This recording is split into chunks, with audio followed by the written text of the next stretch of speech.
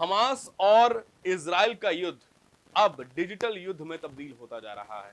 आपको बता दें कि एक खबर सामने आई है जिसमें एक शख्स ने गेमिंग ऐप के जरिए एक वर्चुअल रैली निकाली। किस गेम के जरिए आपको बताता हूं। बच्चे उस गेम को खेलते हैं, बहुत फेमस है वो गेम जिसका नाम है रोब्लॉक्स। रोब्लॉक्स में एक मलेशिया के रहने वाले लड़के ने ये वर्चुअल रैली उस गेम में निकाली और जितने भी यूजर्स हैं उनको उस रैली में शामिल होने के लिए प्रेरित किया। और इसमें फिलिस्तीन के पक्ष में ये रैली उस गेम में निकाली गई। सिर्फ इतना ही नहीं, उस रैली में, वर्चुअल रैली में फिलिस्तीन के नारे भी लगाए गए, फिलिस्तीन के पक्ष में नारे लग रहे थे। आपको बता दें कि इस तरह से बहुत सारे जो डिजिटल प्लेटफॉर्म्स हैं उन पर ये युद्ध का जो असर है वो देखने को मिल रहा है। आपको बता दें कि पहले तो युद्ध सिर्फ बॉर्डर्स पर लड़ा जाता था, जमीनी स्तर पर लड़ा जाता था, हथियारों के साथ एक दूसरे के सैनिकों को मारा जाता था, लेकिन आज ये युद्ध डिजिटल युद्धों में तब्दील हो चुका है।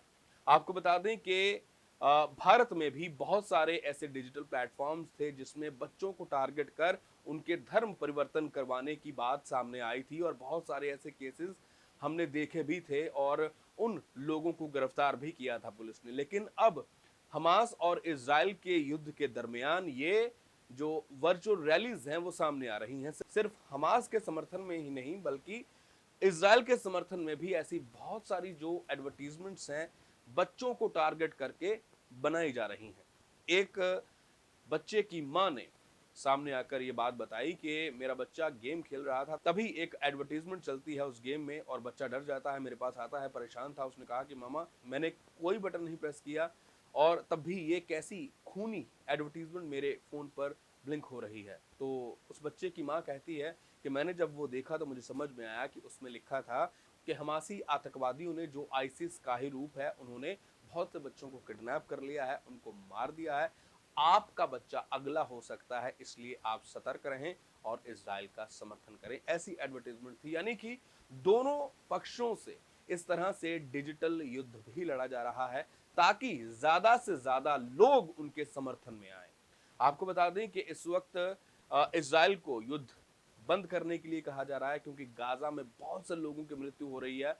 पहले इजराइल की तरफ लोगों का समर्थन था, लेकिन इस वक्त हमास की ओर समर्थन हो रहा है। यानी कि पूरा विश्व जो है वो दो गुटों में बटा हुआ है। लेकिन सोचने वाली और देखने वाली बात यह है कि ये जो हथियारों के साथ जंग लड़ी जाती है, अब ये जंग जो है वो डिजिटल प्लेटफॉर्म्स पर भी सक्रिय हो गई है और लोगों को, ज्यादातर बच्चों को इस जंग का निशाना बनाया जा रहा है।